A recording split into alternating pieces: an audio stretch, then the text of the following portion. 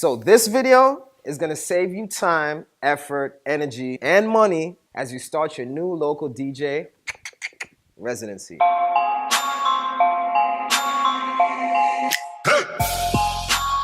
So imagine this. You got your new local residency, new local hotspot in town. You're the new DJ. Playing there every week, everything's good to go, you're happy, people are loving you.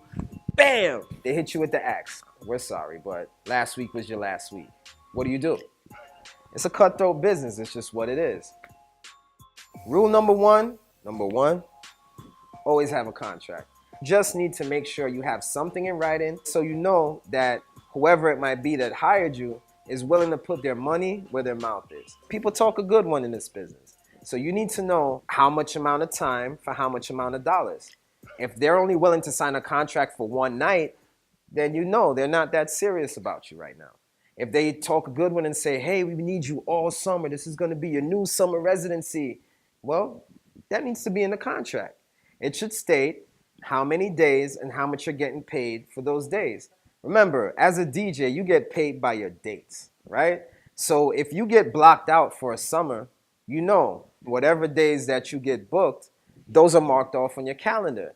Someone might call you for another gig and you have to tell them, hey, I can't play that night because I'm contracted to play here. Now, if they give you the boot and you have no contract, you lost money twice. You lost money from the gig that you just got fired from, and you also lose that potential money that you could have had if you would have taken those gigs. Second very important point, never skimp on sound. Make sure it's in your contract. If you're providing your own sound system, that might cost a little more. If the club, bar owner, promoter is providing the sound system, you gotta make sure that that sound quality is right. It's one of those things where if the sound isn't right and you're the guy up there playing, everyone's looking at you. Point number 3, never, and I emphasize, never take your gig for granted. They don't care about you. They care about that bottom line, no matter how cool you are. So you want to make sure that you always remain professional. Be on time. Make sure you're prepared. Make sure you do your homework, your research, because all eyes are watching at all times. You never know what can happen. Remember, as a DJ, your job is more than just playing music. You got to make sure the energy is right in that setting, right? So you want to make sure you take good care of the bartenders. Tip them. I know you don't like to spend money when you're working, but take care of your bartenders, your servers. Give them a tip. It's okay. The world is full circle. It will come back to you. Somebody might just tip you to play a song they want to hear. So tip your bartenders, tip your servers, and always be professional.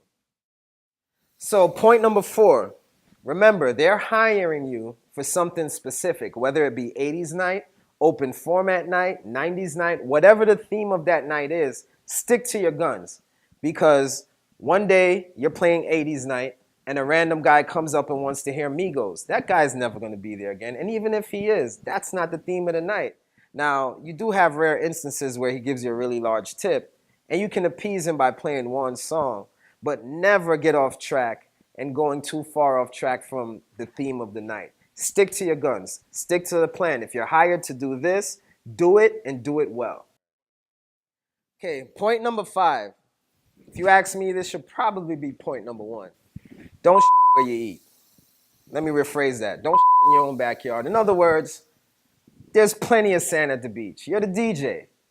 Yeah, the waitress, the bartender is hot. You don't got to hook up with her. You work with her. You got to see her every week. Now you're promoting and you got some hot girls coming out to support you.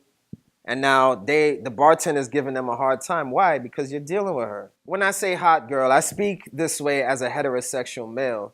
Of course, if you're a woman or you're a gay man, whatever it might be, whatever floats your boat, plug and play. You get my point. You don't need that. You don't need that energy. Keep it professional. So those are your 5 tips. Thanks for stopping by Beat Supreme. I'm Prophecy Kev.